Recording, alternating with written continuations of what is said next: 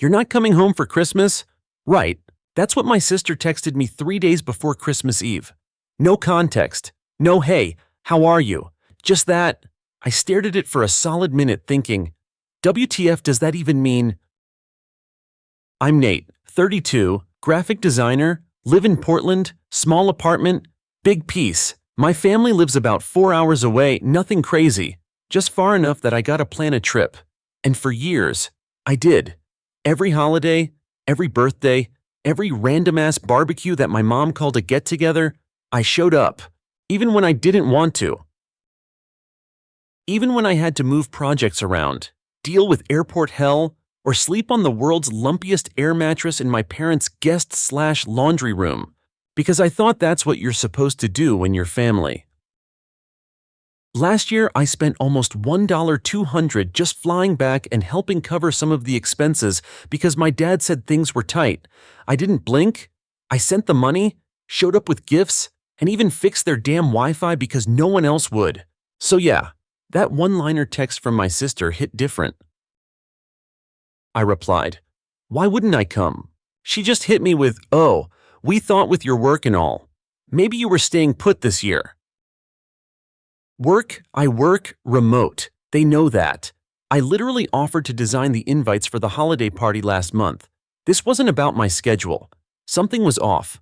But instead of going full detective mode, I played it cool. Nah, I'm good to come. What time are people arriving? No response. Not a cool, not a let me check, not even a thumbs up emoji.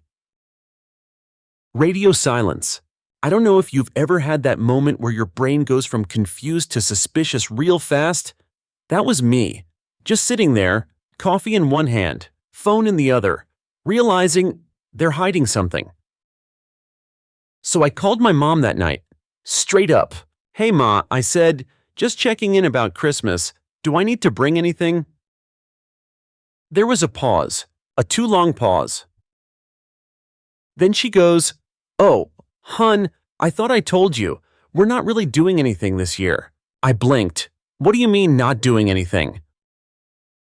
"Well, things have been a bit rough financially. We just thought we'd keep it low-key. No party, just a quiet dinner with a few folks." Few folks. So, not me. I didn't say that out loud.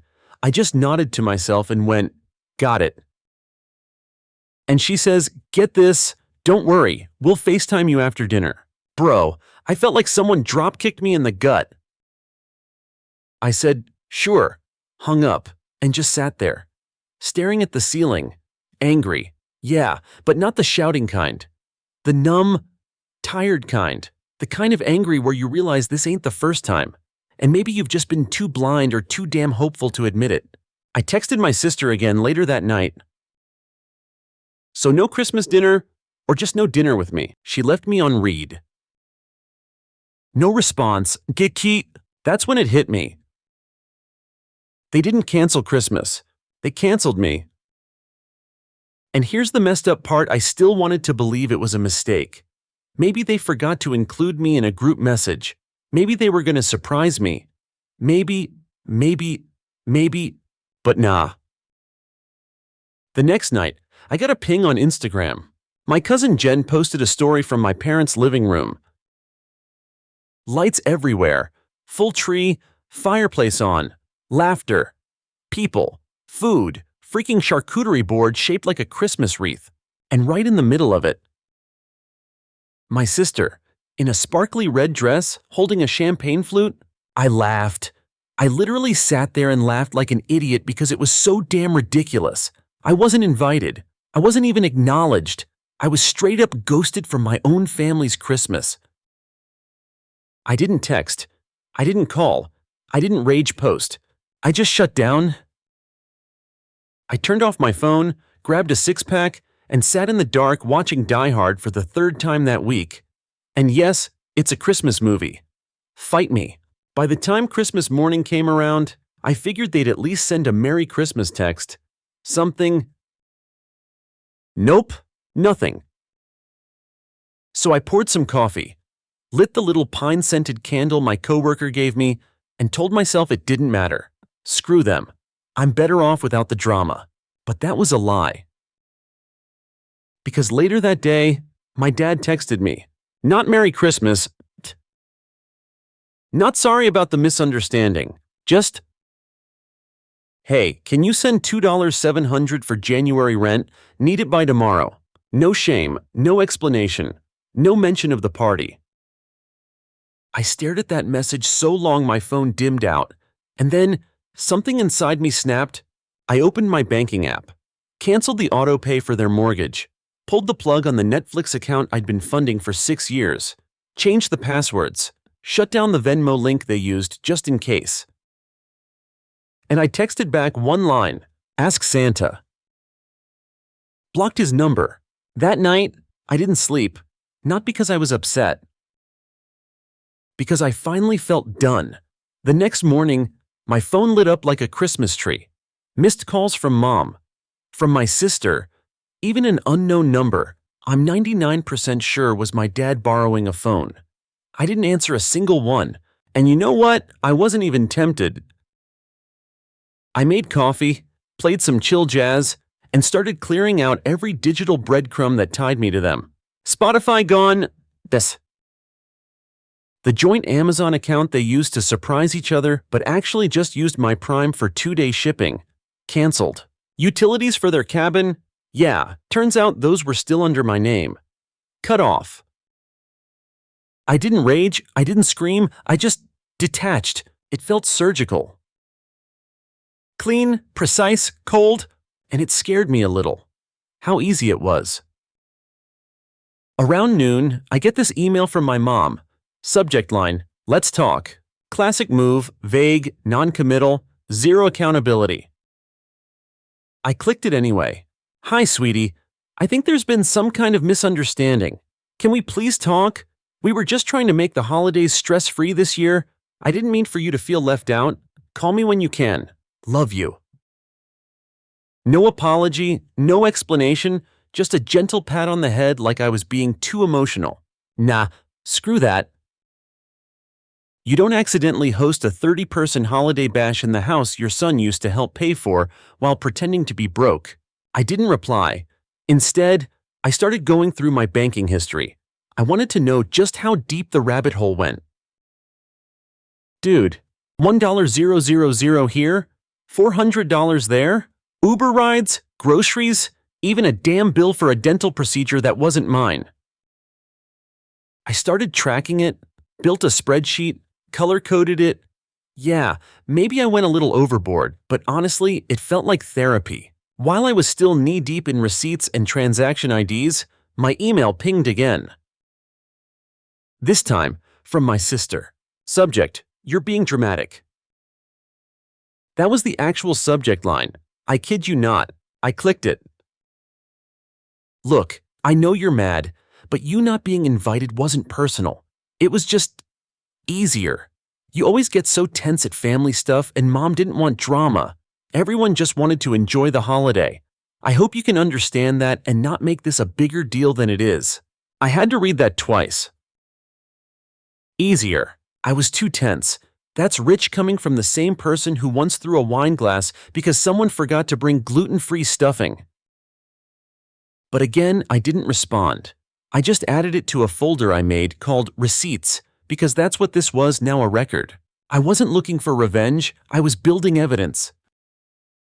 Anyway, 2 days later, my cousin Mike called. He never calls. He's one of those DM once a year on your birthday kinda guys. But now suddenly, he wants to catch up. I answered out of morbid curiosity. "Hey man," he said, too casual. "Mike, sup?" "So, weird stuff lately, huh?" "Uh-huh." "I mean, your mom's kind of freaking out." "Oh yeah."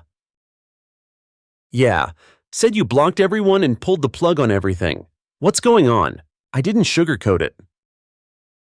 They lied. Said Christmas was off. Then I saw them partying online.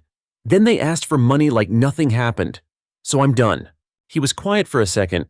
Then, damn. Yeah, that's rough. "You were there, weren't you?" "Yeah, but like, only for a bit. I didn't even know you weren't invited." Bullshit. But whatever. I just said, cool, and ended the call. That night, I ordered tacos, cracked a beer, and sat on the floor of my apartment thinking about how it all played out. I used to think I was being the bigger person, that by letting stuff slide, I was keeping the family together. But I wasn't.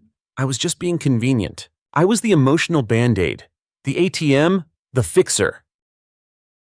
And the second I stopped being useful, poof, no invitation. 3 days after that, my bank flagged a suspicious login attempt. Guess where from? The freaking family iPad I left at the house 2 years ago during a visit. I hadn't logged out of my apps back then. Rookie move. They tried to log into my banking 3 times. That was the final straw. I didn't even get mad, just numb. I drove to their town that afternoon. Didn't call ahead, just showed up. Their house still had the leftover Christmas lights sagging down the gutter like a sad afterthought, and that plastic snowman that used to blink and sink. Yeah, it was face-planted in the flower bed. I parked across the street, took a breath, and walked up to the door. Knocked once, twice. My dad opened it, disheveled, hoodie, socks on tile, eyes like he hadn't slept. Nate, he said, like he wasn't sure I was real. Where's the iPad? He blinked. What? I'm here to take back my iPad, and then I'm out for good. He didn't argue, just shuffled inside. I followed. The house smelled like stale beer and cinnamon, wrapping paper still on the floor, plates stacked in the sink. It looked like the party had come and gone, and so had the energy. I grabbed the iPad off the couch, still logged in, still warm. My sister came downstairs as I was leaving, eyes puffy, voice soft. Nate, wait, can we talk? I stopped at the door, turned just enough to look at her. I gave y'all years, you gave me silence. I walked out, didn't slam the door, didn't yell. Didn't even look back. Back home, I logged out of everything. Reset passwords, enabled two-factor. I even called a buddy of mine who works in cybersecurity just to make sure my stuff was airtight. The next day, a letter arrived, handwritten, from Mom. I didn't even open it, just tossed it into the drawer with all the other "we didn't mean it" crap. I was done reading apologies that weren't really apologies. They weren't sorry. They were just scared. Scared of what it meant to lose the guy who always came through. A week went by. Not a word from me. And they noticed, oh boy, did they notice? I'd wake up to missed calls from blocked numbers, voicemails with that fake urgent energy. You know the tone, half concerned, half we still control you, like they hadn't blown up everything for a few champagne selfies and a DJ rental. One message from Mom stood out. Nate, please. We didn't mean for you to feel excluded. You have to believe us. Things just spiraled and we thought you needed space. Please don't cut us off. Needed space, lady. You literally deleted me from Christmas. I didn't reply. Just saved the voicemail to a folder called Closure. Fitting. Then came the Instagram stories. Emily. Of course it was Emily, posted a blurry pic of the tree still up, captioned, "Not everyone ruins Christmas." I didn't reply, but I took a screenshot, added it to the receipts folder, because what was once just hurt, that was morphing into strategy. See, I wasn't out here looking for revenge. I wasn't going to key anyone's car or air dirty laundry on Facebook. That's not me. But I was going to make damn sure they never pulled this crap again. So I did something I hadn't done in years. I called a lawyer. Nothing major, just a friend of a friend. Explained the situation. Asked about account liability, digital safety, shared utilities. She was cool, sympathetic even. Honestly, she said, "This sounds like you've been parentified." I blinked. What? It's when a kid is forced to act like the adult in a family. Financially, emotionally, it's a real thing. Happens more than you think. Huh. I'd heard a lot of labels in therapy. People pleaser, fixer, emotional sponge. But parentified, that one hit different. It stuck with me for days. That and something she added at the end. You're not overreacting, you're setting boundaries. That's survival. Boundaries, imagine that. Anyway, mid-January rolls around, and the first real fallout hits. Emily posts another story, this time practically sobbing on camera, doing one of those fake deep apology rants that still makes her look like the victim. I just feel like people keep twisting the truth. Like, I didn't mean to hurt anyone. Some people are just so sensitive, and now everyone's mad at me for no reason. Girl, what, you uninvited your brother, then gaslit the whole internet? I wanted to comment lol, but I didn't. I wasn't playing their game anymore. Instead, I printed something. Remember that spreadsheet I was building? Yeah, it was thick now. Dozens of line items, a running total of over $34,000 I had given to this family over 6 years. Rent, groceries, medical bills, a dog surgery for a dog I didn't even know. So I made a letter, a real one, printed, signed, sent copies to my parents, Emily, and 2 aunts who were always stirring the pot behind the scenes. Here's what it said. This is not a request for repayment. This is not an emotional cry for attention. This is a formal record of the financial support I provided to this family between 2017 and 2023. I did so without obligation, out of trust and care. That trust has been broken. Going forward, I will no longer fund, subsidize, or otherwise contribute to any individual in this family. If you wish to discuss this, be prepared to acknowledge the truth without excuses. Otherwise, consider this the last transaction. Nate. I dropped those bad boys in the mailbox with the kind of satisfaction people write songs about. 2 days later, silence. Then an email from Dad. Subject line, wow. That was it. Just wow. Message body. This is how you treat your own family. After everything we've done for you, you'll regret this when we're gone. Hope your money keeps you warm. No signature, just that petty tone they all use when they realize you're serious. I almost laughed, but instead, I opened the file, added a note at the bottom. Response guilt trip, no accountability. It felt weird cataloging my own trauma, but it also felt powerful. Because for once, I wasn't just letting it happen. I was naming it, calling it out, and that felt like growth. A few more days went by, then a handwritten envelope showed up at my apartment. No return address, but I recognized the handwriting, Mom's, inside a 4-page letter. It was complicated, part apology, part justification. She said they didn't know how left out I felt, that they were just trying to keep the peace, that Emily wasn't supposed to post anything. Then this gem. We thought you were used to being alone on holidays. We didn't think it would hurt you this badly. Are you serious? I stared at that sentence for a solid minute. We thought you were used to it. Like being excluded was just my thing. Like I was the family goldfish they only remembered when the tank was dirty. Nah, that was the last straw. I folded the letter, put it in the same drawer with the other ones, and opened my laptop.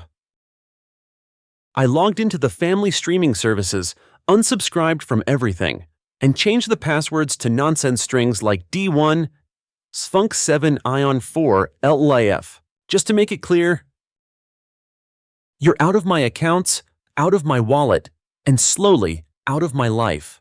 The last big hit came a week later. I checked the mail and found a glossy photo envelope, one of those Walgreens 1-hour deals. Inside a group photo from Christmas night. Everyone was there. Emily holding a wine glass, my parents arm in arm, my aunts, my uncles, even my goddamn ex-step-cousin I hadn't seen in 5 years. All smiles, all cheers, all celebrating what was supposedly canceled. On the back of the photo, in bold Sharpie, someone had written, "We still had a great time. No name, no signature, Just that. That was their message. That was their mic drop. But all it really did was prove my point. They weren't sorry. They were just mad I didn't let it slide. So I took that photo, pinned it to my fridge, and wrote in tiny letters underneath it. And so did I. Then I made dinner. Alone, peaceful, and for the first time in years, guilt-free.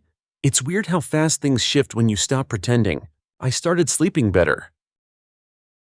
Not like 8-hour spa sleep, but the kind where you don't wake up with a pit in your stomach because you forgot to send someone money or reply to a passive-aggressive guilt text. I kept the fridge photo pinned up like a trophy. Not to stay angry, but to remind myself you saw the truth, and you didn't look away this time. I didn't tell anyone at work about what happened. They'd just say something like, "Family's complicated," or worse, maybe they meant well.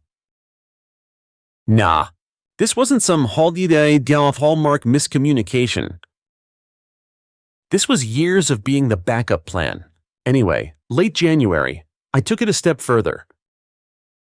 I sat down with my old therapist, hadn't seen her in months, and just dumped the entire story on her. She didn't flinch. Didn't do the let's see their side thing either. She listened, nodded, then said something that stuck with me hard. "You finally broke the contract they didn't know they wrote, and they're furious because they never thought you'd read the fine print." Boom. That was it. They were mad not because I hurt them, but because I stopped being useful. Once I internalized that, things got real clear. I started cleaning house. Like, literally, went through old drawers, found birthday cards from my parents with no messages inside, just checks. Found a gift from Emily that still had the price tag on it, like she forgot to pretend it was thoughtful. Even found a dusty old frame with a family pic from when I was, 12. I looked so damn happy, probably because I didn't know better yet. I boxed it all up, put it in storage. I wasn't ready to trash it, but I didn't want it in my line of sight either. The next wave of drama came in February. You'd think they'd get the hint by now, but nope. This time it was Aunt Lydia. She emailed me, because I had blocked her number after she once texted me an article titled, "How to Forgive People Who Hurt You." Anyway, she said, "Nate, I'm reaching out because I'm worried. Your parents are struggling emotionally and financially. Your mom hasn't been herself lately, and everyone's talking about how cold you've become. I know it's been hard, but maybe it's time to stop punishing them. I reread that sentence like 10 times. So me choosing not to be lied to is punishment. Nah, that's called boundaries. Lydia, so I wrote her back short and clean. "Thanks for your concern. This isn't punishment, it's self-preservation. I recommend it." She didn't reply. But 2 days later, Emily tried calling from a friend's number again. Didn't answer. She left a voicemail. Her voice was flat, like she was exhausted from trying to keep the act together. "I get that you're hurt, but you're ruining everything. You're making us look like monsters. Do you even care how this affects us?" I almost laughed. Ruining everything, nah. I didn't ruin anything. I just stopped financing the illusion. At that point, I realized something else. I wasn't angry anymore. I wasn't even sad. I was free. And now that I wasn't spending half my energy playing emotional debt collector, I had actual bandwidth to think about me. So I did something bold. I quit my job, not in a rage or anything. I gave notice. Finished strong, left on good terms. But I needed a break. I'd been pouring myself into work partly to distract from the drama, and now that it was out in the open, I wanted to breathe. I cashed in my vacation days, packed up the essentials, and flew to Oregon, booked a cabin near the coast. Solo trip. No cell signal, no notifications. Just cold air, silence, and time. Every day, I walked through the woods with a thermos of coffee, listened to the wind, and wrote whatever came to mind. No goals, no deadlines.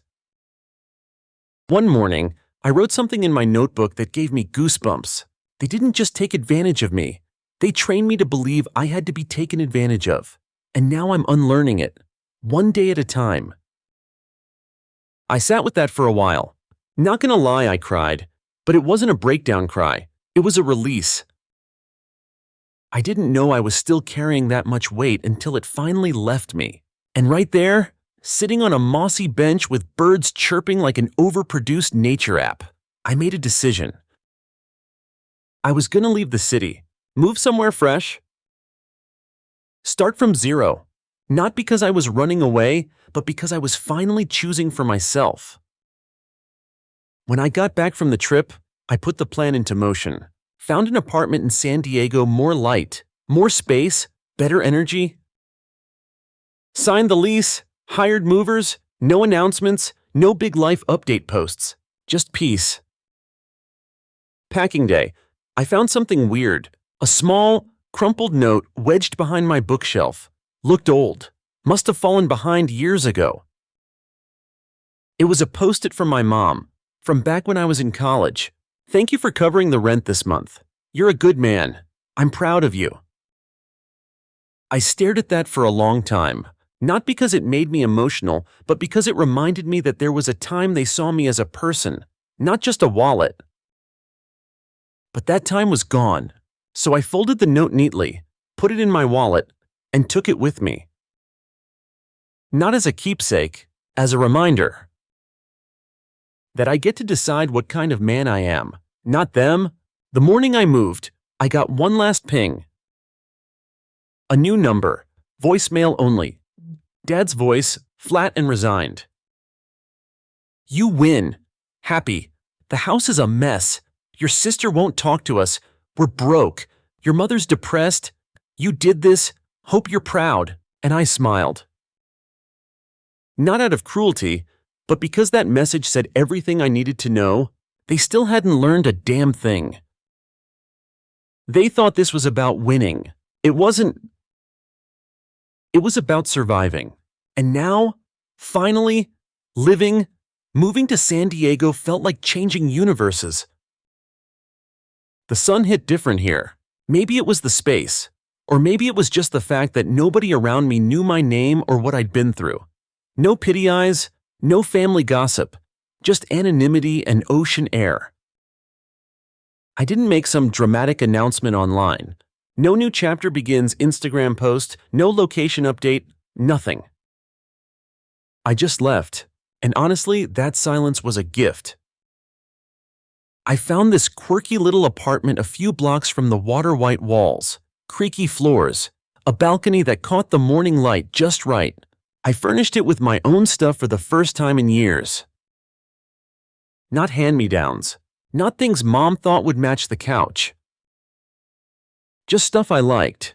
I bought a ridiculous abstract lamp that looked like a melting banana. I bought art supplies, again markers, ink, paintbrushes I didn't pretend I was too busy for anymore. For once, I didn't feel like I was playing a role. I wasn't the responsible older sibling, wasn't the default fixer. I was just me. And it was enough. The first time I went grocery shopping after the move, I had this moment, dumb, simple thing. I was picking out cereal, not because it was on sale or someone asked for a specific brand, just because I wanted it. And I stood there, holding a box of frosted mini-wheats, and I grinned like an idiot, because it hit me, nobody was going to ask me to put it back. Nobody was going to call 2 hours later and say, "Hey, can you pick something up for me too?" It was just me, and holy shit, that felt good. A week after the move, I got a letter forwarded from my old place, handwritten envelope, no name. But the handwriting was familiar, Emily. The letter was weirdly formal. I know you don't owe me anything, and I get why you're angry. I've thought a lot about what happened, and I guess I didn't realize how much we leaned on you. I didn't realize it until it was gone. I'm sorry. Then she added something that felt more real than anything she'd said before. I didn't just miss your money, I missed you. I didn't cry, but I paused. Because, yeah, that's the first time anyone in my family had ever admitted the person mattered more than the paycheck. Still, I didn't reply. Not yet, my Basil. I needed more than words. I needed time. And besides, I had my own life to build now. Started a new job at a startup, small team, chill vibe, way less corporate nonsense. They let me work hybrid, so some days I'd be at my desk with the window open, sketching ideas between emails and drinking overpriced cold brew. It felt easy, not like dragging my soul uphill in the name of success. It felt like me, again. And that scared me a little, because I realized how long it had been since I lived for myself. Not to impress, not to protect, not to fix, just live. In March, I did something big, something I'd put off for way too long. I went to the local community center and asked about volunteering specifically with young adults who were aging out of the foster system. Financial literacy, apartment basics, budgeting 101. Stuff no one teaches you unless you're lucky. Stuff I'd learned the hard way, mostly by being the one who covered everyone else's mistakes. The program director, Hannah, looked at my form and said, "We need people like you." That hit me harder than it should have. Like, yeah, not just people with knowledge, but people who've been through some shit. People who know what it's like to feel like your worth is tied to your usefulness. Helping those kids, it lit something up in me. Not guilt, not martyrdom, but purpose, and that's when it clicked. Maybe revenge isn't always about watching people burn. Maybe it's just building a life so good, they can't touch it. One night, after a workshop, I was walking home when my phone buzzed. Unknown number again. I ignored it, but this time, they left a voicemail. It was Dad. His voice was tired, not angry, just tired. I don't know what to say anymore. Nate, maybe you were right. Maybe we leaned too hard. I'm not good at this. Never was. But I do miss you. Your mom does too. I know you probably think we're just mad the money stopped, but that's not all of it. I miss hearing your voice. That's all. Be well. I didn't know how to feel. It wasn't a manipulation. It wasn't a guilt trip. It was just sad, but I didn't call back. Because sad doesn't fix things, and it sure as hell doesn't undo years of lies, gaslighting, and Christmas lies with DJ booths. A week later, I went to my lawyer friend again, asked her to help me transfer the deed to a small plot of land my grandfather had left me, originally meant for family use. It had been under my name for years. I gave it to the community center earmarked for future transitional housing units. My sister was next in line for it. But she'd thrown parties with strangers while I sat alone on Christmas, so, yeah, no, that wasn't spite. It was clarity, and it felt clean. By April, I barely checked my old group chat. Still existed, still muted. Once in a while, I'd see a notification. Emily changed the group name to Spring Fling Planning. I'd swipe it away like junk mail. No anger. Just done. The biggest shift, though, came in May. I went to dinner with some new friends I'd met through the volunteer gig. Low-key night, tacos, cold beer, laughing over nothing. At one point, someone asked me, "What's your family like?" I paused, AmITheA, then said complicated, "But I'm building a better one now." They didn't pry, just nodded. And in that moment, surrounded by people who saw me not the fixer, not the ATM, not the background brother, I felt something I hadn't felt in years. Peace, not the kind you have to fake. The real deal. I went home that night, lit a candle, and scrolled through my receipts folder one last time. Photos, screenshots, voicemails, and I deleted them all. Not out of denial, but because I didn't need proof anymore. The person I'd become, that was the proof, and I liked him. The last time I saw any of them in person was totally unplanned. Late June, I was walking through Balboa Park, headphones in, iced coffee in hand, just existing in the peace I'd fought for. It was one of those rare San Diego days where the breeze actually made you pause mid-step to feel it, and then bam. Right in front of the botanical garden, there they were, my parents, just standing there, looking around like tourists, which I guess they kind of were. I froze. They didn't see me at first. I could have turned and walked away, could have ducked behind the nearest overpriced food cart, but I didn't. I stood there, and then my mom turned locked eyes with me and her whole face changed. Not guilt, not joy, just surprise, like she'd seen a ghost. Dad saw me next. He looked older. Not old, but worn down, like whatever game they'd been playing finally tired them out. I didn't wave, didn't smile. I just nodded once. Polite, distant, clear. And then I kept walking. Didn't speed up, didn't look back. Because that was the moment. The final one.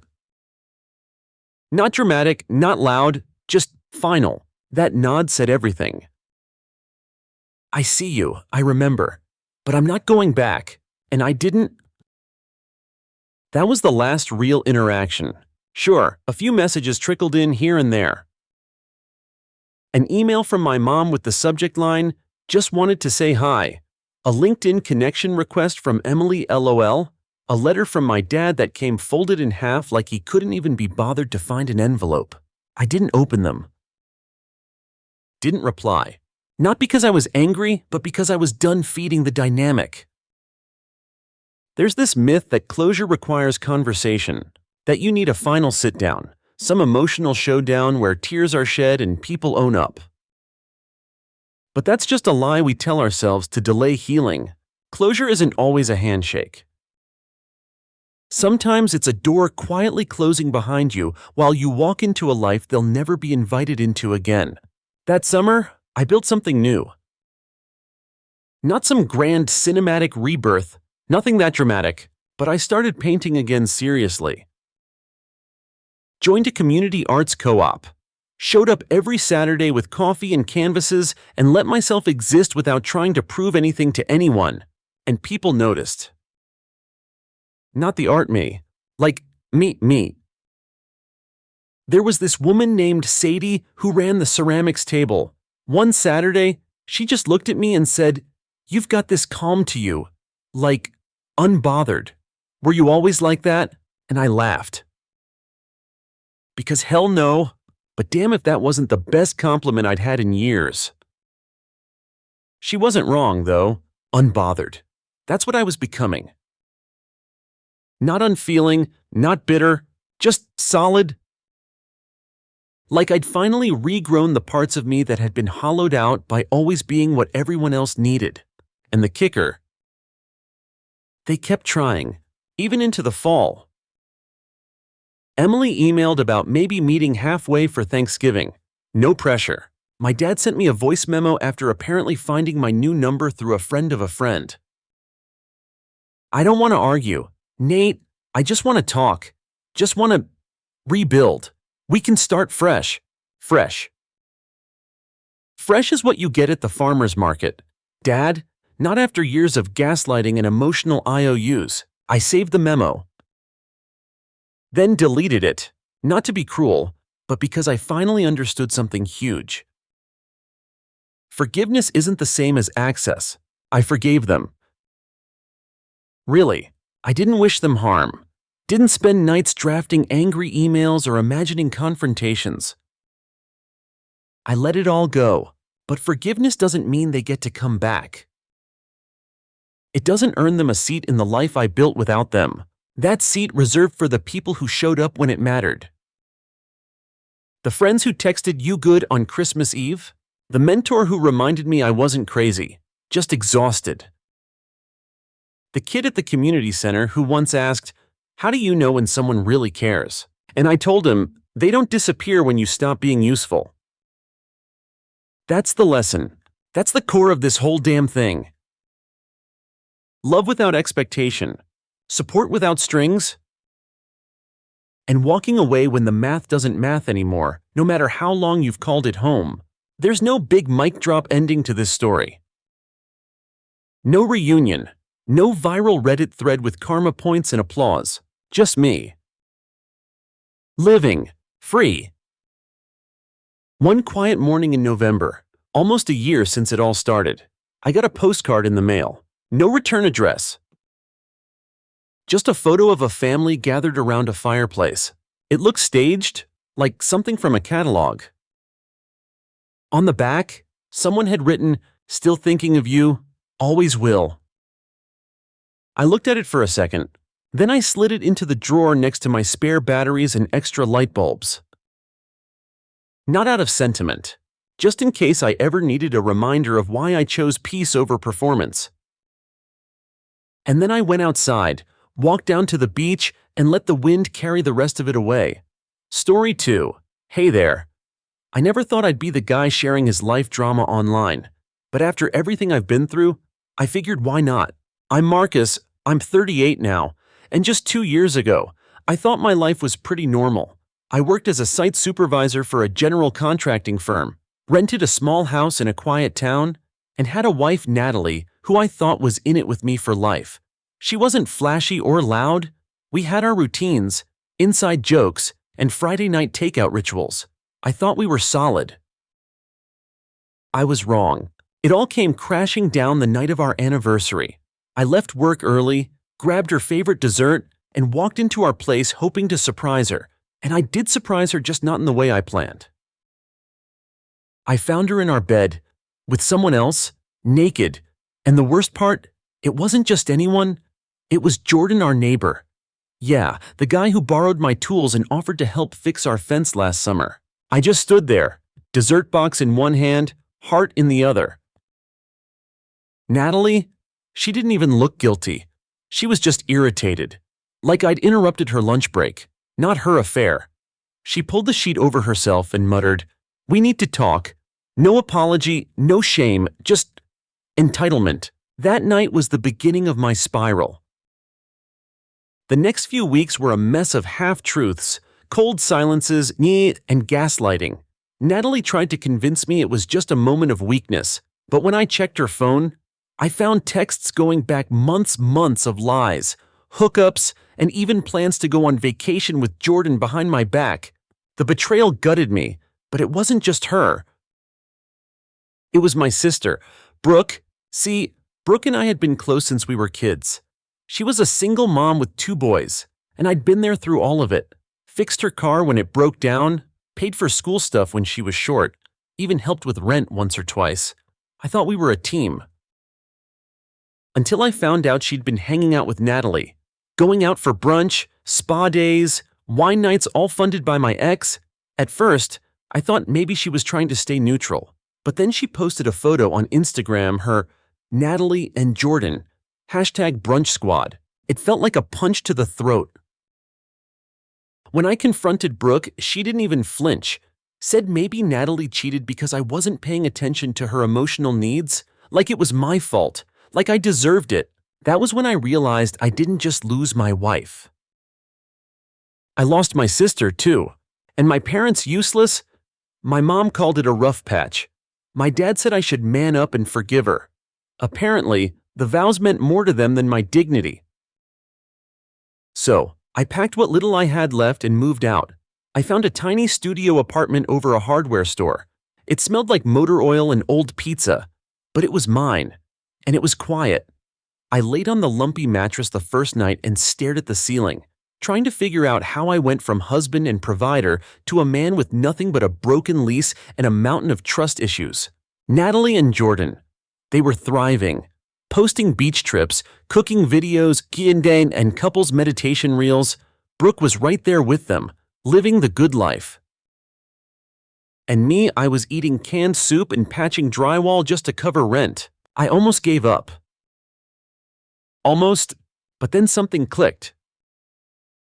I remembered how they laughed at me, how they acted like I was disposable, like I was just a stepping stone for them to build their better life. I made a promise that night. I wasn't going to survive. I was going to rise. After that night in the shoebox apartment, I stopped hoping for apologies. I stopped expecting closure. What I started doing instead was working. Hard. Every single day. I woke up at 5:00 a.m. I'd hit the rusted-out gym in my building bare bones, but it had what I needed: a pull-up bar, a busted treadmill, and a bench press with uneven plates. It wasn't about fitness, it was discipline. By 6:30 I was on site. I picked up weekend shifts, took side gigs, anything that paid. I worked renovation jobs for people flipping houses and even started learning plumbing basics so I could charge more. I wasn't chasing money. I was chasing freedom. My boss, Dale, noticed. He was a gruff guy who rarely gave compliments, but one afternoon as I was sketching out a material schedule, he looked over and said, "You ever think about running your own crew?" I didn't know what to say, so I just shrugged. "You got the head for it," he added, before walking away. That stuck with me. So I took online courses, construction budgeting, OSHA compliance, even basic management. Every night, I'd crash with a laptop on my chest, learning while the city hummed outside my window. I didn't tell anyone what I was building. Why would I?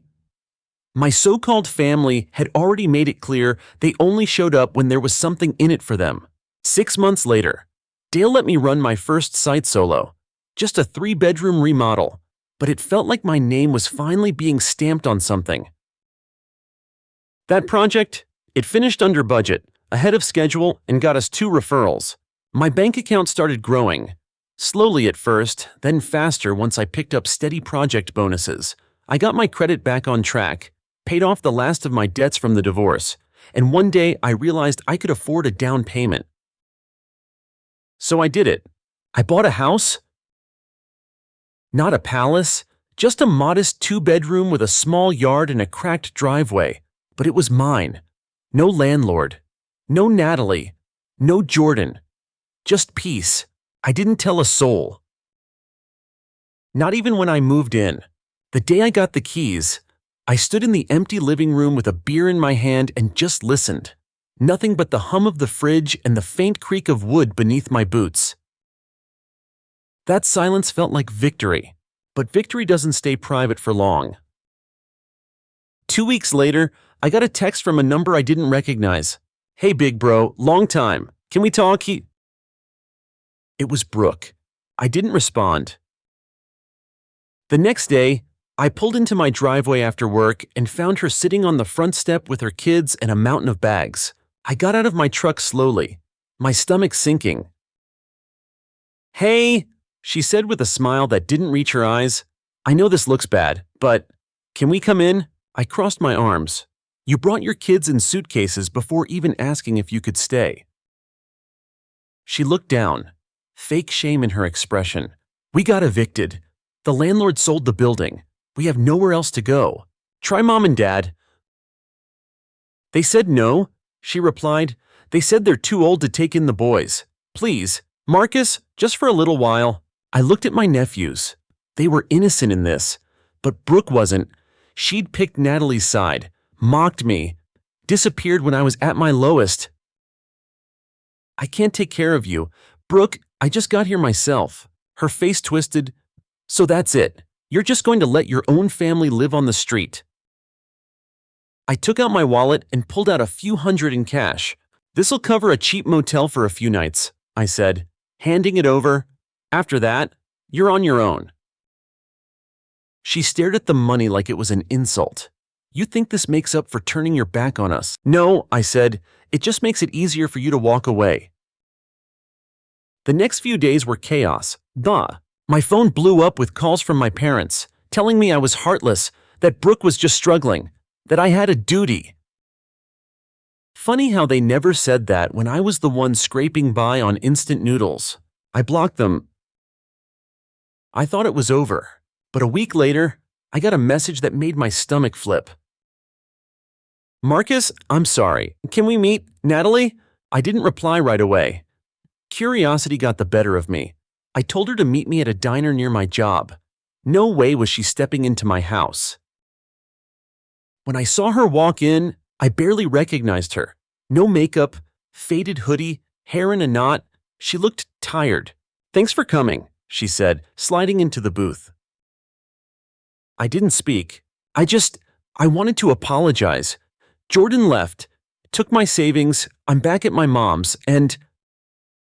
"Stop," I said. "Just say what you came to say." She bit her lip. I was stupid. I thought I'd traded up. I didn't realize I was throwing away the one person who ever actually had my back. "Because you never looked back," I said, "until now." She nodded. "I'm not asking for anything. Just wanted you to know. I regret it." I stood up, tossed a few bills on the table. "I hope you figure it out," I said, turning away, "but I'm not the guy who's going to fix it for you." She didn't follow me. Good. I was done being the fixer. 3 weeks passed after that awkward meeting with Natalie, and for once, things were quiet. No messages, no unannounced visits, no guilt-tripping voicemails, just me, my job, and my house exactly the way I liked it. But deep down, I knew the silence wouldn't last. It never does. I was heading home late after a double shift, the kind where your muscles feel like concrete and your brain is just fog. As I pulled into my driveway, something immediately felt off. The porch light was on something I always left off while I was out, and there was movement through the living room window. My heart sank. I grabbed the crowbar from my truck and quietly approached the front door. It was unlocked. Every instinct screamed at me to be cautious, so I eased it open and stepped inside. That's when I saw her. Brooke, rummaging through my drawers like she was in her own kitchen. She froze when she noticed me, a roll of cash already in her hand. "Marcus, I didn't know when you'd be back." My jaw clenched. "You broke into my house." "It's not what it looks like," she said quickly. Stashing the money back into the drawer like that erased what I just saw. I was just borrowing some help. For the kids. I stepped forward. "You picked the lock." "I still had a key," she said, eyes darting. "From your old apartment. You never changed the locks." I stared at her. "You're unbelievable." Brooke started talking fast. "I'm sorry. Okay, I just needed a little help. I lost my job. The kids are sleeping in the car. Mom and Dad won't take us in. Please, just give me a few days. I'll get back on my feet." I took out my phone. Her eyes widened. "You're not calling the cops?" 10 seconds, I said. Then I pressed dial. "Marcus, you're really going to do this to your own sister?" 10. She rushed toward the door, muttering curses. "You've changed. You used to care about people." 7. She yanked the door open and ran outside. I locked it behind her. And then I made the call anyway. The police showed up 20 minutes later. Brooke was gone, but I filed a report and changed every lock in the house that same night. Enough was enough. The next day, my parents called me nonstop. I didn't answer. Then came the text. "Your sister is in jail. Hope you're happy." Because for once, someone else was finally facing the consequences of their choices. But if they thought that was the end, they underestimated me. I went to the courthouse the next day and filed a trespassing notice. It wasn't a restraining order yet, but it was on the record. If Brooke ever set foot on my property again, she'd be arrested on the spot. 2 days later, my mother showed up at my front door. I stood in the doorway, blocking her view inside. She looked exhausted and angry. "Your sister is a mess. Her boys are scared. She's homeless. Marcus." "She made her bed. She's your family." I crossed my arms. "So was I. Where were you when she stabbed me in the back?" Her lips tightened. "We didn't know it would get this bad." "You just didn't care. She's your sister," she repeated. "And I'm your son," I said, leaning in. "But you picked her every time. You believed her lies. You enabled her. And now you want me to fix it all. Tears welled in her eyes. I didn't come here to fight. I nodded. Good, then we're done here. I closed the door. I didn't expect to feel relief, but I did. Until 2 days later, when my niece Brooke's daughter showed up at the garage. Emma was 16 now, but looked older. Dark circles under her eyes, shoulders slumped like she'd been carrying years of weight. She stood outside the bay doors, shifting nervously. I walked out, wiping oil from my hands. Emma, she nodded. Hi, Uncle Marcus. I hadn't seen her since the divorce, back when she was still a bubbly preteen who thought the world revolved around sparkly boots and TikTok dances. What are you doing here? I asked gently. She swallowed hard. I'm not here because Mom sent me. I swear. I came because I want to work. I blinked. Work. Yeah, she said. You built this place, right? You made a life out of nothing. I want that too. I don't want to be like her. I studied her. There was no manipulation in her voice. Just a quiet desperation that I remembered all too well. Why now? Emma glanced around, then looked down. Mom's crashing at some guy's place. My little brother's with our dad. I didn't want to go there. He's never been around. And Mom, she's worse than ever. I sighed, rubbing the back of my neck. I'm not a babysitter. I don't need pity, she said quickly. I need purpose, a paycheck, a chance. I nodded slowly. You know how to change oil. She shook her head. Good, I said. You're starting from the bottom. Emma smiled. It was the first genuine smile I'd seen in years. Emma started working at the garage the following Monday. Her first few days were rough. She nearly stripped a bolt on a brake caliper, spilled oil on her shoes, and kept confusing the torque wrench with the breaker bar. But she never once complained. She listened, asked questions, took notes, stayed late. She wasn't her mother. One night, after everyone had gone home, we sat on the tailgate of my truck outside the shop. She was eating fast food, sipping a soda. The summer air was warm and quiet. You know, she said, Mom still talks about you, says you ruined everything. I didn't say anything. She says you left her when she needed you most, that you abandoned the family. I took a deep breath, and what do you think? Emma shrugged. I used to believe her when I was younger, but now she looked at me. Now I see it. She did this to herself. I glanced at her. That's a hard thing to admit. She smiled faintly. I think about what you went through, how you got thrown out, betrayed, used, and still built this. She waved at the garage, the house behind it, the life I had carved out like granite.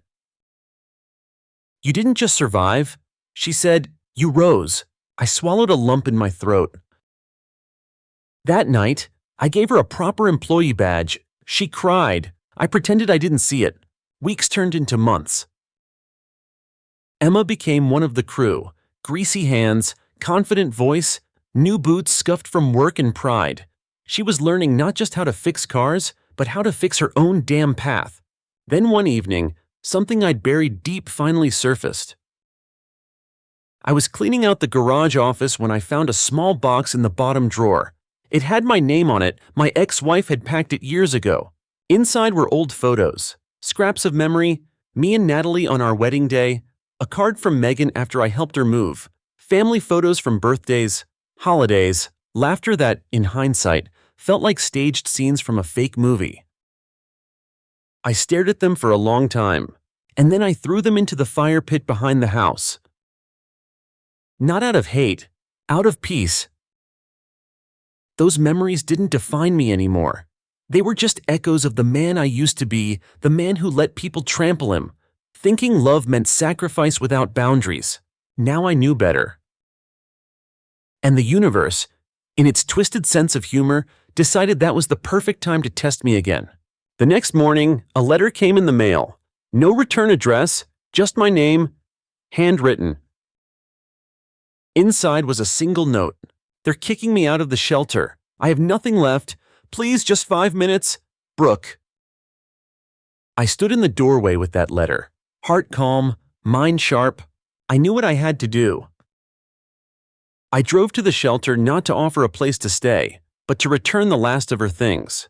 A small duffel bag I had kept in storage, full of her documents and childhood photos she once asked me to hold on to. She looked like a shadow of herself, sunken cheeks, cracked lips, eyes that once sparkled with confidence now glassy and dull. "Marcus," she said, standing slowly. I handed her the bag. "This is all I have of yours." Her hands trembled as she took it. I'm sorry." I nodded. "I know."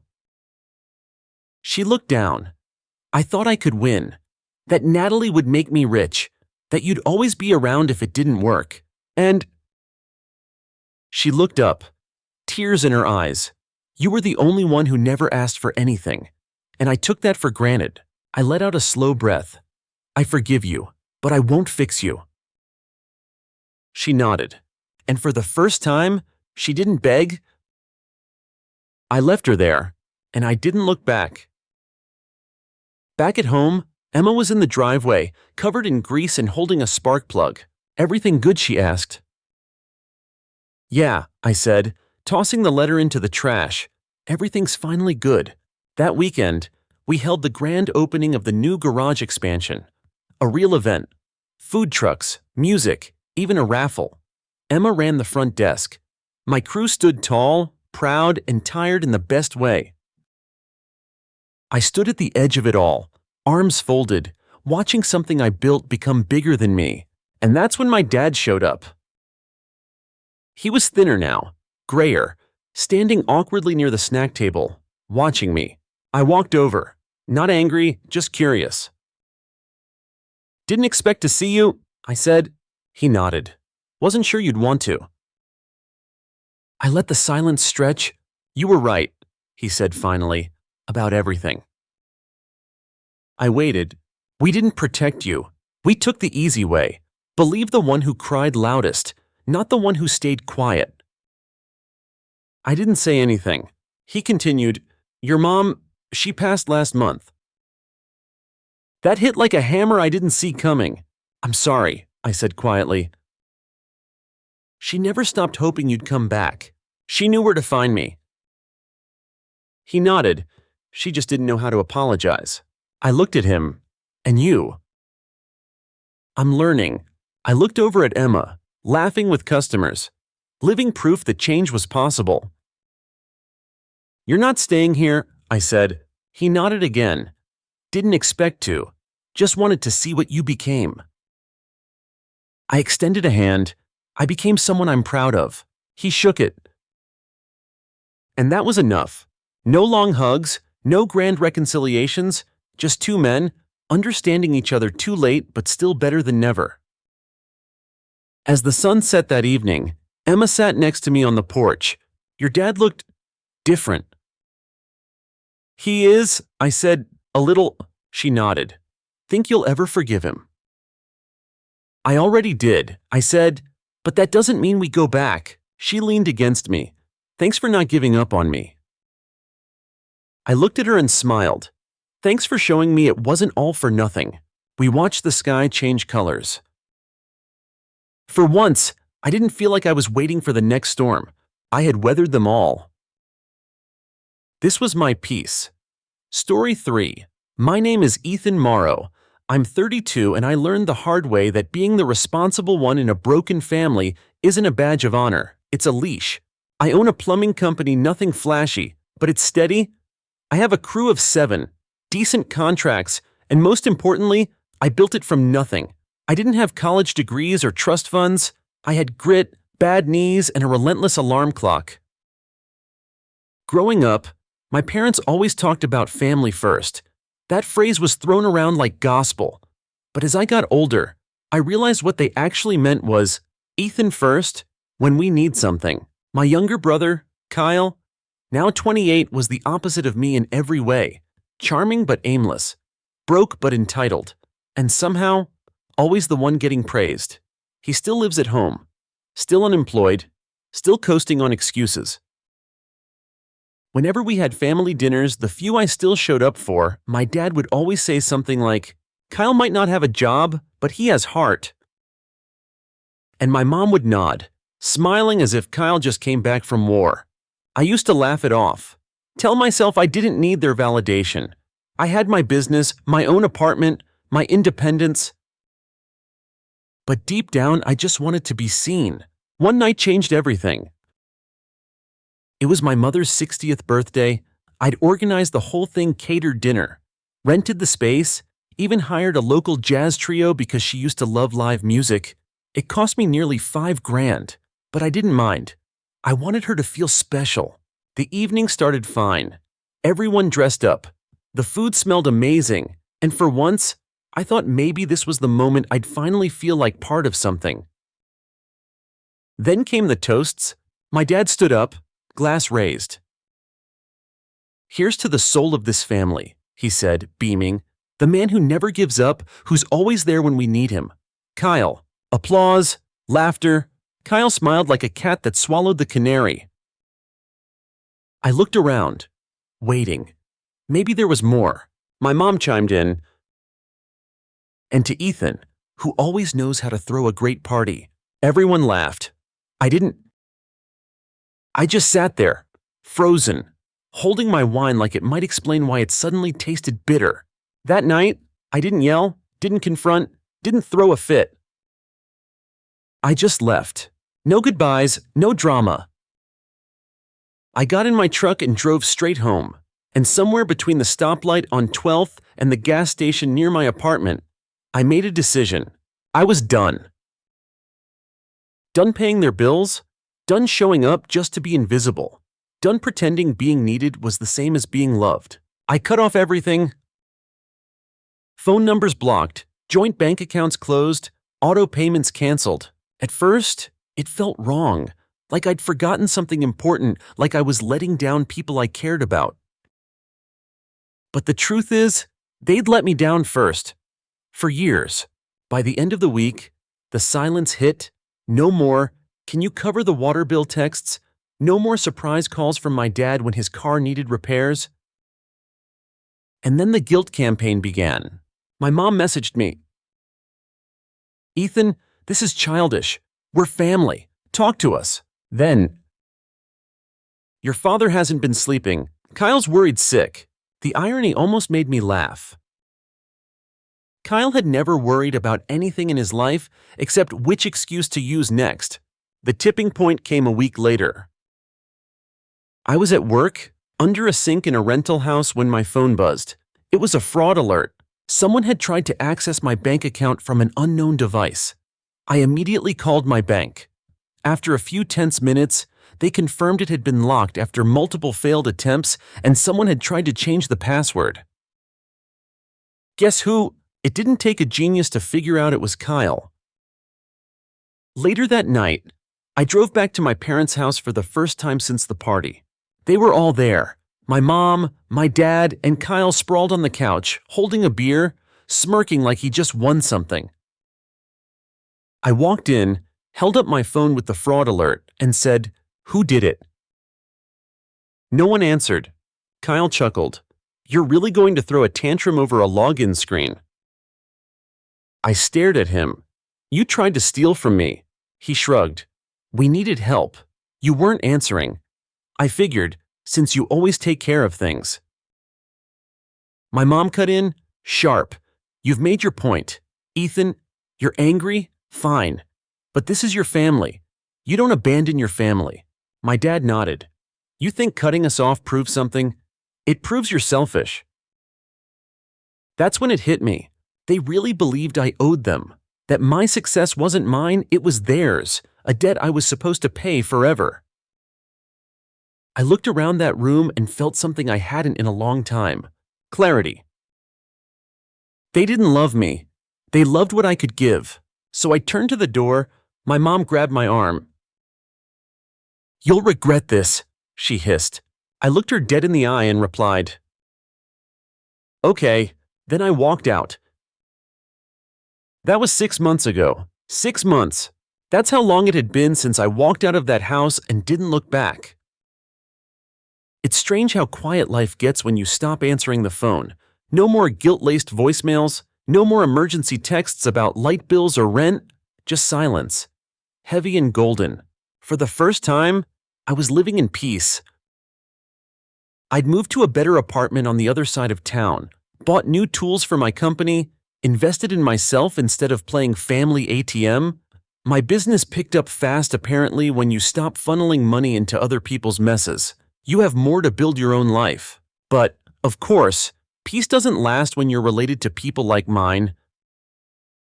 It started with a knock. Late one night, around 11:30 p.m., I was watching a documentary with a bowl of leftover pasta when someone pounded on my front door. I checked the peephole. Kyle. Wearing his signature hoodie, eyes bloodshot, swaying slightly like he wasn't sober. I didn't open the door, just waited, phone in hand, recording ready. He yelled through the door. Ethan, bro, come on, man, we need to talk. I stayed quiet. Mom's not doing well, he said after a moment. She's stressed, she's sick. You're breaking her heart. Pause. You're not some saint. You know you think cutting us off makes you better. Then the kicking started. Not hard enough to break the door, just enough to shake it. I called the cops. When they pulled up, Kyle had already slumped to the ground on my porch, muttering to himself about how ungrateful I was. The officer asked if I wanted to press charges. I didn't. I just wanted him gone. But I made it clear next time I would. The next morning, my inbox lit up. 6 emails from my mom. All of them long-winded and emotionally loaded. All of them full of passive-aggressive jabs dressed as motherly concern. Here's a sample. I don't know who you've become, but the Ethan I raised would never treat his family like this. We sacrificed so much for you, and this is the thanks we get. That line, we sacrificed so much, it really stuck in my throat. I hit mark as read, then archived it. A week passed. Then, one morning, my foreman texted me. Dude, some guy was snooping around the job site this morning asking about you. Said he was your brother. Everything okay? I texted back, he's not allowed anywhere near my business. Call me if he shows up again. That afternoon, I called my lawyer. We need to escalate, I told him. Restraining order. He asked for the full story. When I told him about the bank account hack, the porch scene, and now showing up to my work site, he didn't hesitate. You've got a solid case, he said. Let's file. And so we did. 2 weeks later, the paperwork was in motion. I slept better than I had in years, until the day I got a letter. Yes, a real handwritten letter, on paper, in blue ink, like we were in 1995. No return address. I opened it cautiously, expecting a guilt trip, a rant, maybe some legal threat. What I read was worse. It was from my mother.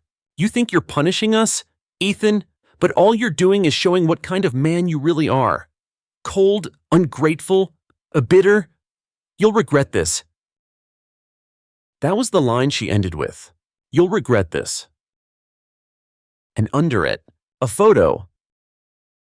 An old one.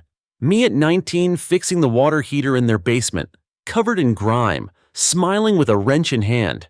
I remembered that day. I'd skipped a date to help them because Dad didn't want to call a stranger. I stared at that photo for a long time. Then I burned it.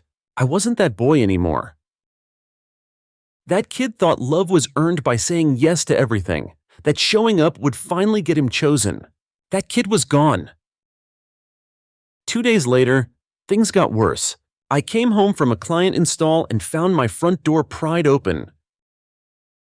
Not busted, not shattered, but tampered with. Someone had tried to break in. Nothing was stolen. Nothing looked moved. It almost felt like someone wanted to send a message. I checked my security cameras. The footage wasn't clear, but the shape, the build it was enough. I called the police, filed a report, called my lawyer again. We added it to the restraining order paperwork. Then I called a locksmith, installed a new deadbolt, and upgraded to smart locks with alerts. I wasn't just protecting my home now. I was protecting my peace. Then, just when I thought it was over, someone else entered the ring. My Aunt June, she'd always been the family peacekeeper, the type who passed along gossip disguised as concern. She called me out of the blue one afternoon. "Sweetheart, I'm not taking sides, but your mom is a wreck." I said nothing. They say you're spreading lies, that you're angry about something that never happened, that you've changed. I finally spoke. "Do you believe them?" A pause. "Then honestly, I don't know what to believe anymore." That was all I needed to hear. "Then believe this," I said, "I'm done." Click. It sounds cold, but by that point, I was out of empathy. My cup wasn't just empty, it had been shattered years ago and glued back together too many times. The next couple of months went quiet, almost too quiet. No texts, no calls, no surprises at my worksite, but every time I walked past a shadow or heard a knock, my body tensed. I didn't feel free. I felt hunted. One night, my phone buzzed with a number I didn't recognize. Out of reflex, I answered. It was my father. The first time I'd heard his voice in over a year. "Ethan," he said, like we'd spoken yesterday. I didn't reply. "Your mother, she's not well." Another long pause. "She cries every night. Kyle's trying his best, but..." I cut him off. "You had your chance. You all did, son." "Don't call me that." And I hung up. 5 minutes later, he texted me one line. "When we're gone, you'll wish you hadn't done this." I stared at that message and felt something unexpected. Nothing. No sadness, no guilt, just relief. Relief that I finally saw through them, that I had the strength to choose myself, that I was done paying for love that never came freely. 3 weeks. That's how long it had been since my father's pathetic, "You'll regret this" text. And yet, regret wasn't even on my radar. I was working better, sleeping deeper, laughing more. It was wild how much lighter life felt when you stopped carrying people who only wanted you as a crutch.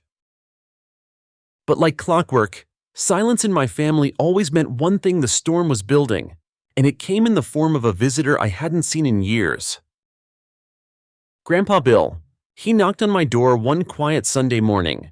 No warning, no text, just the slow, heavy knock of a man who hadn't climbed stairs in a while.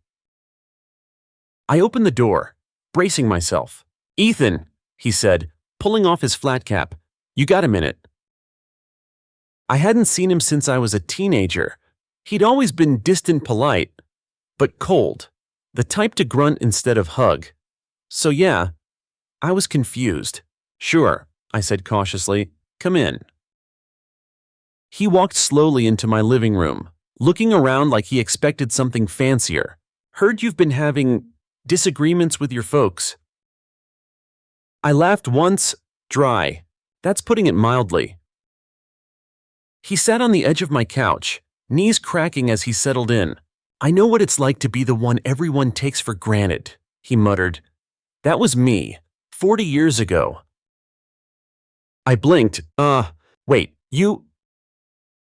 He nodded, and then, for the next hour, he told me everything. How my dad, his son, had cut him off when Bill stopped paying his way through failed ventures. How my mom had played sweet victim whenever things didn't go her way. How Kyle had been babied from the moment he could lie with a straight face. It was the mirror of my life, just played a generation earlier. I tried to warn them. Grandpa Bill said, voice low, tried to show them consequences before the world did. They called me cruel. I didn't know what to say. I'd spent years thinking my whole family operated on loyalty blood, first and forever. But now I realized the cycle was older than me. I wasn't the villain. I was just the first one to break the chain. Before he left, Grandpa Bill stood slowly and placed a small envelope on my table. That's for your business. Don't argue, just pay it forward." He left without another word. Inside the envelope, a cashier's check, $10,000, and a note, "Real family shows up. Even if it's late." I sat there for a long time, staring at the envelope, because for the first time, I felt seen not because I gave, but because someone gave to me. But, naturally, that moment didn't last long. The next day, my company's front desk got a call from a local news station. "We're doing a human interest piece on family business disputes." The reporter said, "Your name came up." "Excuse me." I called back immediately. "Who mentioned me?" I asked. She hesitated. "Your mother, Clara Greer." Of course, they were trying to paint me as the ungrateful son, publicly, probably hoping someone would shame me into reconnecting. I laughed bitterly and said, "Do your research before running anything. I'll happily provide receipts." Literally, I sent scanned documents showing tens of thousands I'd paid over the years, utilities, repairs, credit card payoffs. I included the police report from the break-in, the bank hack report with Kyle's device ID flagged. A few days later, the story ran, but it wasn't what my parents expected. The segment titled, "When Family Becomes a Liability." Their plan had backfired. I didn't hear from them again until 2 weeks later, when a friend sent me a link. It was a GoFundMe page. Title: "Help Save Our Family Home." Goal: $30,000. Raised $372. The story they posted, a mix of half-truths and pity plays. "We were abandoned by our only stable son." It read, "He left us when we needed him most." No mention of the decade I'd kept them afloat. No mention of Kyle's theft, or the break-in, or the smear campaign. Just manipulation dressed as tragedy. But what made me sick wasn't the page. It was the comments. People I hadn't seen in years chiming in. "Poor Clara, always so kind." "That boy should be ashamed." One comment, though, stood out. As someone who knows the full story, I wouldn't donate a penny. Sometimes, family cuts you off for a reason. It was anonymous, but I had a hunch. A week later, my sister Lauren messaged me. We hadn't talked since Christmas 2 years prior. She'd always stayed neutral, or at least tried. Her message was short. "You were right. They're out of money. And Kyle? He just crashed their car. No insurance. They're screwed." I stared at the screen, feeling nothing. No satisfaction. No revenge thrill. Just a sense of finality. Like this chapter of my life had finally closed. I typed back, "Sorry to hear that." She replied, "They're trying to get Grandma's house now. I told her to lawyer up." So they weren't done. Just desperate.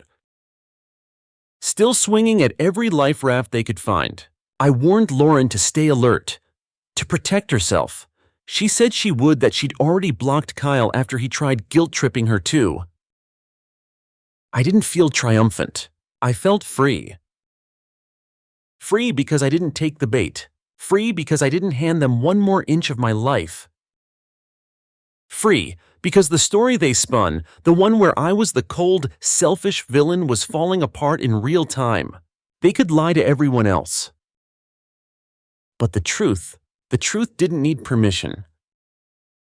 It just needed time, and it was finally speaking for me. I always thought the final confrontation with my family would be loud, explosive, dramatic. But it wasn't. It was quiet. It started with a letter, handwritten, shaky penmanship, torn envelope. It arrived on a Wednesday morning, tucked awkwardly in my mailbox among bills and flyers. The return address, a rundown apartment complex on the other side of town. Inside, 2 pages, neatly folded, and unmistakably my father's writing. "Ethan, we know we failed you. We made mistakes, but we are still your parents. Your mother's health is getting worse. She cries every day. I don't know what else to do. Please, We're not asking for money. Just one last conversation. One chance to say goodbye properly. We hope you'll find it in your heart to forgive us. At the bottom, a phone number. No apology for the lies. No mention of the break-in. Just a soft pitch, a guilt trip disguised as humility. For a second, I felt the old reflex kick in. The urge to smooth things over, to call, to go, but that voice, the one that had once whispered, "Just do the right thing," was quiet now, replaced by something firmer, wiser. I folded the letter, dropped it in the trash, and walked out the door. That weekend, I met with my lawyer, not to sue them, not to escalate. To finalize a living trust, everything goes to charity, I said, and some to Lauren, if she keeps her distance from them. He nodded, scribbling notes. And your parents? I smiled, calmly. Nothing. He didn't question it. That night, I met up with Lauren for dinner. She looked different, stronger somehow. Maybe it was knowing she'd finally stepped out from under the same shadow I had. "They're falling apart," she said between sips of wine. "Mom's health really is declining, but it's stress. From everything catching up." I nodded. No emotion, just acknowledgement. "They're trying to guilt you again." She shook her head. "Not this time. I blocked them. I'm done playing daughter of the year." I smiled. We sat in silence for a moment, the kind that feels earned. "Do you think they ever actually loved us?" she asked softly. I thought about it for a while. Then I said, "I think they loved the idea of us, not who we became when we stopped being useful." She exhaled. "That's heavy. It's honest." That night, I slept better than I had in years. No dreams, no mental replays of old fights. Just peace. But of course, the past doesn't fade quietly. 1 month later, I received another call from an unknown number. I let it ring out. Then came a voicemail. My mother's voice, raspy, thin. "Ethan, I don't have much time. Please, I want to see you. One more time. You'll regret not saying goodbye." Click. Same line, different day. I didn't call back. She passed 3 weeks later. Lauren called to tell me she didn't cry. "The funeral's this Saturday." She said quietly, "Don't worry, they're not expecting you." "Good," I said. "You really not coming?" "No. You sure?" "Very." Lauren didn't try to convince me. She understood. That Saturday, I took a drive into the mountains. While they stood over a coffin wrapped in memories they fabricated, I stood at the edge of a lake, wind biting my cheeks, and I said my own goodbye. "You taught me a lot, Mom," I whispered, "not about love, but about who I don't want to be." The water stayed still, the sky gray, but I felt something let go. I never visited the grave. 3 months passed. My business kept growing. I expanded to another city, took a real vacation. Lauren started therapy. She said it was helping. Kyle, last I heard, he was trying to start a podcast about resilience. Still jobless? Still blaming everyone else? My father sent one last message through Lauren. A handwritten note with a photo of us as kids taped to the back. No words, just the image, as if nostalgia could rewrite history. I told her to throw it out. "You're really done, huh?" she asked. "No," I said. "I was done the first time they chose to betray me. I'm just finally living like it." 6 months later, I was named one of the top 40 under 40 in the city's business journal. The article called me a quiet powerhouse with a talent for starting over, and that line stuck with me. Because that's what I'd really done, hadn't I? I didn't just walk away from my family. I built a new version of myself, one that didn't chase approval. One that didn't confuse love with obligation. One that chose peace over permission. And the best part, I didn't need them to understand it. Because healing isn't about making others see your worth. It's about finally seeing it yourself. I don't know where my father lives now, or if Kyle ever gets his act together. I don't care. What I do know is this: there is no regret in cutting off the people who only loved you when you were useful. There is no guilt in protecting your peace. There is no shame in building boundaries where bridges used to be. And as I sit here, watching the sun rise from the balcony of my new home, coffee in hand, silence all around me, I don't think about what I lost. I think about what I gained: a life that's mine, a voice that's mine, and freedom that, finally, feels permanent. Not everyone deserves a second chance, and I don't owe them a damn thing.